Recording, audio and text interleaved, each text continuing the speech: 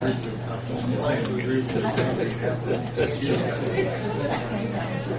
everybody, we're back in session. Next on the agenda is Bill Erstis with an airport update. I've passed out information to you all. I'm going to let John Dooley read the updates to you. We really don't plan on having discussions afterwards, but if anybody reads their information and wants to talk to us about it, talk to either one of us, 2-on-1, 2-to-2, whatever, to bring you up to date on any questions that you have about it. John? We're going to cut things short. Any fouls or get 2 or 3 shots. Gotcha. Understand. We will, this is sectional week, by the way. At any rate, we plan to be very brief. I know you've had a long evening. As a member of the city, the airport commissioners, we do feel like it's important to once in a while give you an update on where we are on the airport expansion. Formally, we do get together with you pretty regularly, informally, but as well as the mayor comes to all our meetings. But we want you to formally give you this information. The city of Greensburg, or the Greensburg Board of Aviation Commissioners specifically, has been awarded this year from the FAA's Airport Trust Fund over $270,000. The reason that's remarkable is this fund, all the non-primary, what's called the NIPIAS airports, are awarded approximately $150,000 more or less every year. It's pretty remarkable. We're getting this amount of award, and as we put here, it clearly reflects the desire of the FAA to go ahead and develop our local airport. NDOT, their aeronautical division, is kicking in another 2.5%, and adds up to over $7,000. NIPIAS airports, I know the acronyms sometimes are a little confusing. Greensburg is classified as a NIPIAS airport, a non-primary airport. Primary airports are your Class C airspace like Louisville and Indianapolis, and your Class B airspace such as Chicago and Cincinnati. The non-primary airports, Greensburg, Shelbyville, Columbus, Bloomington, and there are specific airport trust funds that are set aside from fuel taxes and airline ticket fees that are set aside to help develop the non-primary airports. Again, we kind of got almost a double dose this year, which is a big plus for us. The FAA also has approved a runway length, as we've listed here, 5,405 feet. Over the last few years, that figure's been 6,000 feet, 4,000 feet, 5,000 feet, and to make a long story short, the a group called Aerofinity did a very detailed forecasting of the type of traffic and volume they anticipate Greensburg will receive here at the local airport. And through that process, the FAA has officially approved that the runway that they will fund will be 5,405 feet. The drawing is everyone asks frequently, as they should, and as I do myself, we're all interested in the drawing of the project of the runway. And basically, it's a work in progress all the time from the engineering firm. It's in its engineering phase. The runway will in fact be that specified length. As far as how the aprons and the side areas and the protected areas, how those will be panned out and where those will be laid out, has not been finalized. That's being worked on pretty much daily by our engineering firm, and therefore it's not been reviewed, or that phase has not been approved yet by the FAA. The environmental assessment, the work, as far as assimilating all the work and to comprise the environmental assessment, including the wildlife studies, has been completed, and it's under review now by the FAA in Chicago, the Chicago office. These are just some important points that we wanted to go over and make you aware of where we are on the expansion project. Bill's also put together. There's again, it shows a layout of the new runway. Again, that's subject to change because that is a drawing that's ever changing until they come up with the final approval. And there's other letters that are attached that you may have seen some of these before, but as far as letters from different businesses and groups and corporations that plan to use our airport and help justify the expansion and the runway length. That's where we are right now. Lots of hoops to jump through as far as the grant process. As you know, as we've talked about in the past, we apply for it a step at a time, take one step at a time, and we're in the middle of that. And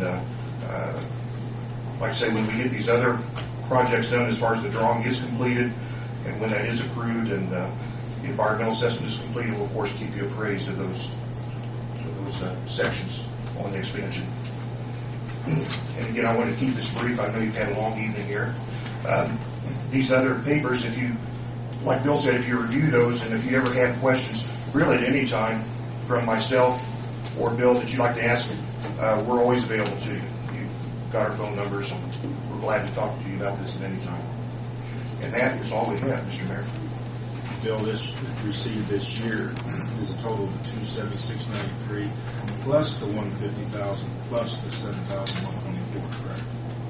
I think the 270 includes the 150.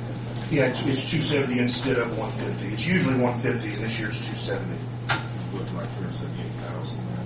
But I had talked to Right. various airports around, and it's unheard of that the airport gets more than 150 under any normal circumstances. We do have the indications from the FAA that they want to get the airport there. Now, you really can't go forward on anything until the existing airport is paid for, correct? No, that's incorrect. That's incorrect. We've heard that also, Mr. Mayor, that they told us that, and then they said, well, there's certain things you can do, and they kind of bounce back. As you know, as you go through this project and you ask those questions of the FAA and of the engineering firm, we sometimes get different answers on that. The short answer to that, some of these funds like this 270, we've talked about this, we have some discretion where we can spend that. We can spend that to help retire that almost $1 million bond, or we can use it elsewhere. I think no decision's been made on that, but I think it'd be kind of smart to put that towards our existing purchase so we can move on from there. And we'll certainly discuss that with you. But yeah, we get different answers on that. Like a lot of things when you're using a federal project, you get asked the question 3 times. Sometimes you get 3 different answers. But we have been told that the airport does need to be fully purchased and paid for, that bond retired before you expand. And then we've also heard there's some exceptions to that also. So One of the last ones that I had heard was if you go for another bond issue, that one can be incorporated into it. And also that at the present time, with the economy the way it is, bonds probably would be at a cheaper interest rate than it would be during prosperous times. Any questions from the council? Do you think you would have got that much money because of repayment of the bond, the million? The 270, I really think it's because the FAA is looking down here and wants to see us get an airport. They really do want that. We attended, or I did, in the winter, a CIP meeting up in Angola, and the FAA told us, we cannot tell you there is money here for you, but we can tell you this, if you don't apply for it and use it, you aren't going to get it. So they gave us the indication, do it so that you can get the money so you can get it done. yeah, we've received all unofficial wink indications that we've got a green light to get the project done. So again, it's they never approve the entire project. It's always approved a step at a time. It's very slow and cumbersome how it's done, but we've gone a long way from where we were when we purchased the airport in December of 2007, and we've made huge strides. In fact, in this past year plus, a lot more work to do, but we're getting there. What's the total cost of the project now? $20 million. What happened to the $13 million? It's gone up. Prices have gone up. Back in the original one was for 4,000 foot runway. Yes. Now it's 5,405 foot. 5,405. Yeah, if this airport had been, of course this is a long historical thing, if this airport had been built when it was proposed, we weren't even involved with it back then, years ago, it would have been less than half the cost. Of course now we're getting into larger runway, longer length, there's other factors involved as far as what they anticipate our needs will be at this point in time, but you build it now or it's $40 million next time, I guess. But yeah, basically we're getting more, a longer runway, wider runway, bigger aprons, just a larger airport altogether. But yeah, the cost, like anything that's delayed, whether it's a road project or a bridge, the longer you delay it, the cost keeps going up. So we're fortunate in this one in that these, like I say, to repeat, for every $25 we spend, we get $1,000. It's a 2.5% project. The city of Greensburg responsible for only 2.5% of the total outlay. And some of that, I'd hate to say all of that, but some of that, the airport, we're fortunate in that we're one of the few city entities, maybe the only one that actually has a net income after our fuel sales and our hangar rentals. So if we could shoulder some of that burden, or as much as that we could, we'd certainly like to do that. We'd like to be the smallest burdens possible in the city of Greensburg. And in fact, I think it would be a huge asset to the city of So Greensburg. far, you've paid your way. Yes, we have. We've taken great strides to make sure that we operate in the black. And I have not given out finding sources for the additional 2.5%.